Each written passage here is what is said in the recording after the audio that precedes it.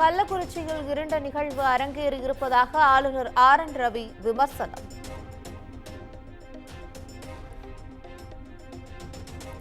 தமிழ்நாட்டில் இளைஞர்கள் போதைப் பொருட்களுக்கு அடிமையாகி வருவதாகவும் குற்றச்சாட்டு.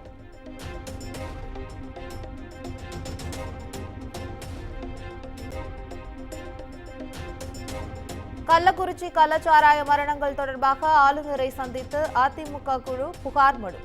கள்ளக்குறிச்சி விவகாரத்தில் உரிய நடவடிக்கை எடுப்பதாக ஆளுநர் உறுதியளித்துள்ளதாக எடப்பாடி பழனிசாமி பேட்டி. தமிழகத்தில் நடந்தது என்ற விவரத்தை எல்லாம் சுட்டிக்காட்டி நாங்கள் மனுவாக அளித்திருக்கிறோம்.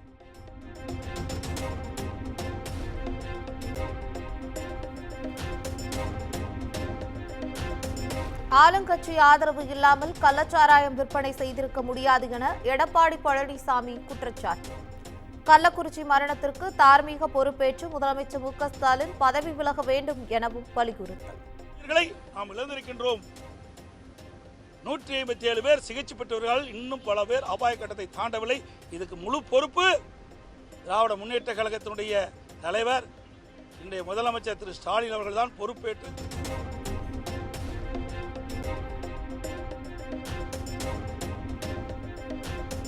விஷச்சாராயம் அருந்தியவர்களுக்கு உரிய சிகிச்சை அளிக்க நடவடிக்கை எடுத்ததாக அமைச்சர் மா. சுப்பிரமணியன் பதவி விலக வேண்டும். அமைச்சராக இருக்க தகுதியில்லாதவர் மா. சுப்பிரமணியன் எனவும் எடப்பாடி பழனிசாமி காட்டம்.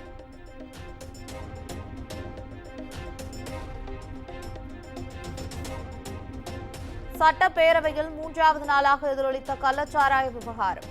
முதலமைச்சர் மு.க. ஸ்டாலினை பதவி விலக கோரி அதிமுகவினர் கண்டன முழக்கம்.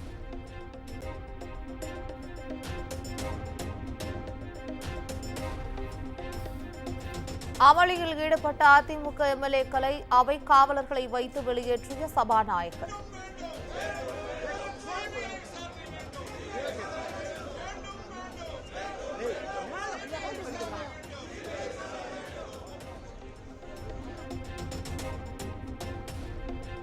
நினைத்ததை பேச இது பொதுக்கூட்ட மேடை அல்ல என சபாநாயகர் அப்பாவு காட்டம்.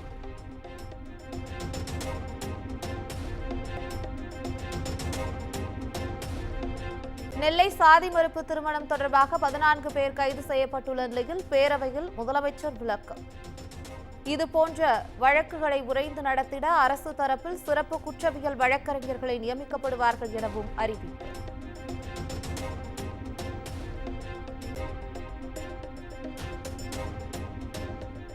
யானைகள் வழித்தடத்தை ஆக்கிரமித்து கோவை ஈஷா மையம் கட்டப்பட்டதா என்பது குறித்த சட்டப்பேரவையில் காரசார விவாதம்.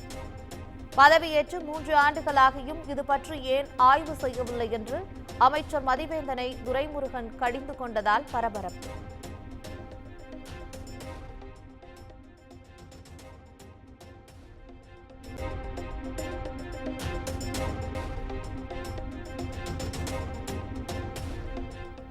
கள்ளச்சாராயம் குடித்து கள்ளக்குறிச்சி அரசு மருத்துவமனையில் சிகிச்சையில் இருந்த 20 பேர் டிஸ்சார்ஜ்.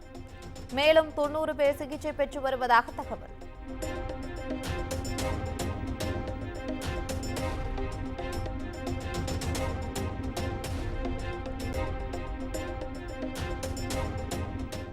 கள்ளக்குறிச்சி விஷசாராய சம்பவத்தை கண்டித்து தேமுதிகவினர் மாநிலம் தழுவிய போராட்டம். திருச்சி, மதுரை, கள்ளக்குறிச்சி உள்ளிட்ட பல்வேறு மாவட்டங்களில் ஆட்சியரகத்தில் ஆர்ப்பாட்டம்.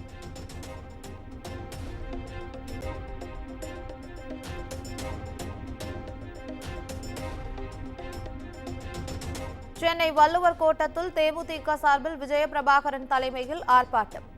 வரும் 27ஆம் தேதி தேமுதிக பொதுச் செயலாளர் பிரேமலதா விஜயகாந்த் ஆளுநரை சந்தித்து புகார் மனு கொடுக்க உள்ளதாக விஜயபிரபாகரன் பேட்டி.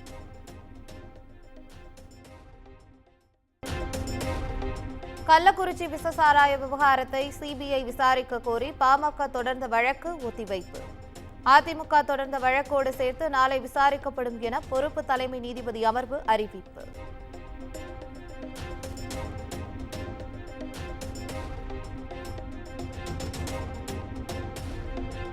புதுக்கோட்டையில் கள்ளக்குறிச்சி கள்ளச்சாராயம் சம்பவத்தை கண்டித்து தேமுதிகவினர் ஆர்ப்பாட்டம். 100க்கும் மேற்பட்டோர் ஈடுபட்ட நிலையில் போலீசாருடன் தள்ளுமுள்ளு ஏற்பட்டதால் பரபரப்பு.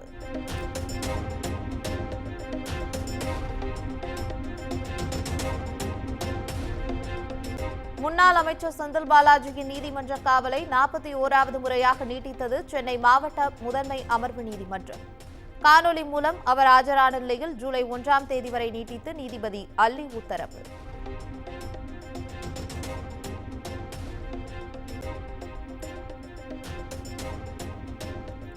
இலங்கை கடற்படையால் நாகை மீனவர்கள் கைது செய்யப்பட்டதற்கு பாமக தலைவர் அன்புமணி ராமதாஸ் கண்டனம்.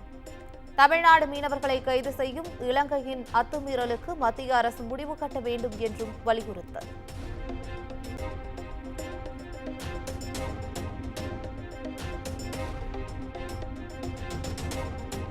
சாதிவாரி கணக்கெடுப்பை காரணம் காட்டி வன்னியர்களுக்கான உள் இடஒதுக்கீட்டை மறுப்பதை ஏற்றுக்கொள்ள முடியாது.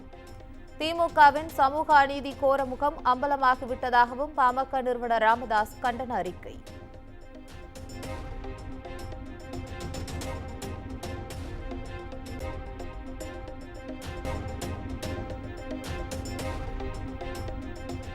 சென்னை விமான நிலையத்தில் 8 கோடி ரூபாய் மதிப்பிலான கடத்தல் தங்கம் பறிமுதல். துபாயில் இருந்து வந்த 2 பெண் உள்பட 10 பேரை கைது செய்து சுங்கத்துறை அதிகாரிகள் விசாரணை.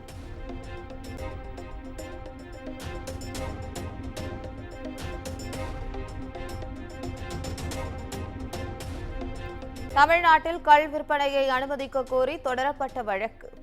அரசு விரிவான பதில் மனுவை தாக்கல் செய்ய உயர்நீதிமன்ற மதுரை கிளை உத்தரவு.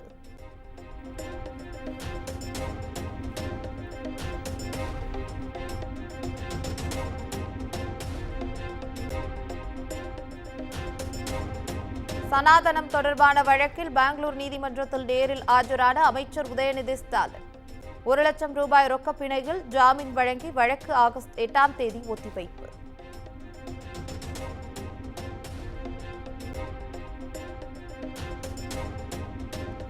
மக்களவையில் தமிழ்நாடு எம்பிக்கள் பதவியேற்பு. திமுகவின் கனிமொழி, TR பாலு, R ராசா உள்ளிட்டோரும் கூட்டணி கட்சிகளின் எம்பிக்களும் பதவியேற்றுக் கொண்டனர்.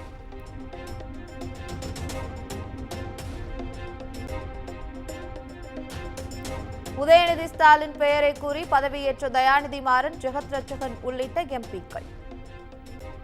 அண்ணாதுரை, செல்வ கணபதி, தரணிவேந்தன் உள்ளிட்டோரும் வாழ்க உதயநிதி என கூறி பதவியேற்றுக் கொண்டனர்.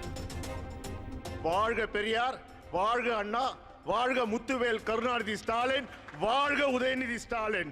கலைஞர் புகழ் ஓங்குக, வாழ்க தலைவர் தளபதி, வாழ்க இளம் தலைவர் உதயநிதி ஸ்டாலின். வாழ்க தமிழ், வாழ்க தலைவர் கலைஞர், வாழ்க தளபதி, வாழ்க உதயா.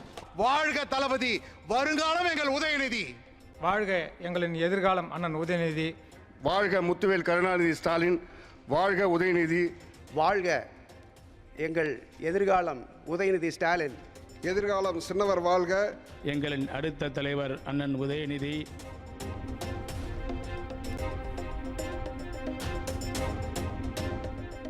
திமுக நாடாளுமன்ற குழு தலைவர் கனிமொழி எம்பியாக பதவியேற்றுக் கொண்டார். கலைஞர் கருணாநிதி உள்ளிட்ட எந்த திமுக தலைவர் பெயரையும் குறிப்பிடாமல் பதவியேற்றுக் கொண்டார். மக்களவையின் தேர்ந்தெடுக்கப்பட்ட உறுப்பினராகிய கனிமொழி கருணாநிதி எனும் நான் சட்டப்பூர்வமாக நிறுவப்பட்டுள்ள இந்திய அரசமைப்பின்பால் உண்மையான நம்பிக்கையும் பற்றுறுதியும் கொண்டிருப்பேன் என்றும் இந்திய நாட்டின் இறையாண்மையையும் ஒருமைப்பாட்டையும் நிலைநிறுத்துவேன் என்றும் நான் மேற்கொள்ள இருக்கும் கடமையை நேர்மையுடன் நிறைவேற்றுவேன் என்றும் உளமாற உறுதி கூறுகிறேன்.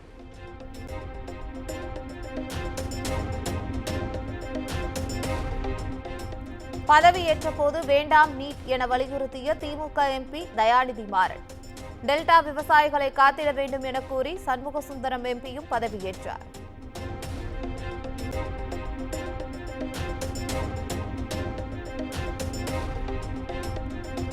மக்களவையில் எம்பியாக பதவியேற்றார் விசிக தலைவர் திருமாவளவன். ஜெய் டெமோக்ரசி, ஜெய் கான்ஸ்டிடியூஷன் என கூறி பதவியேற்றுக் கொண்டார்.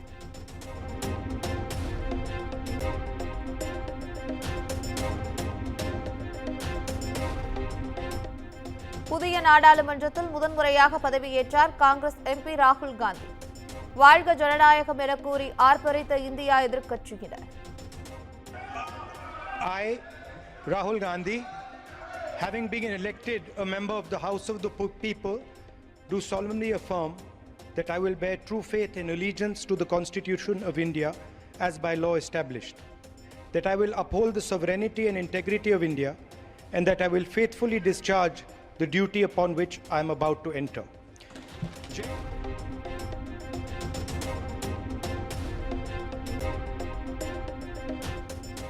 சபாநாயகர் பதவிக்கு என்டிஏ தரப்பில் ஓம் பிர்லாவும் இந்தியா கூட்டணி தரப்பில் கொடிக்குடல் சுரேஷும் வேட்புமனு தாக்கல். சுதந்திர இந்திய வரலாற்றில் முதன்முறையாக சபாநாயகர் பதவிக்கு நாளை தேர்தல் நடக்கிறது.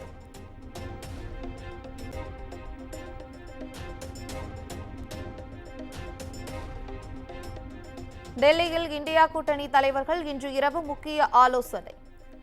மல்லிகார்ஜுன கார்கே இல்லத்தில் நடைபெறும் கூட்டத்தில் சபாநாயகர் தேர்தல் குறித்து ஆலோசிக்க இருப்பதாக தகவல்.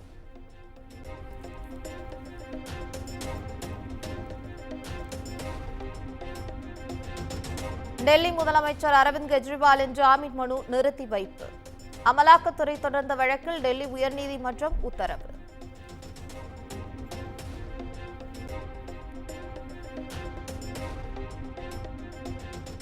வங்கதேசத்திற்கு எதிரான T20 உலகக்கோப்பை தொடரின் சூப்பர் 8 சுற்றின் கடைசி லீக் ஆட்டத்தில் ஆப்கானிஸ்தான் த்ரில் வெற்றி.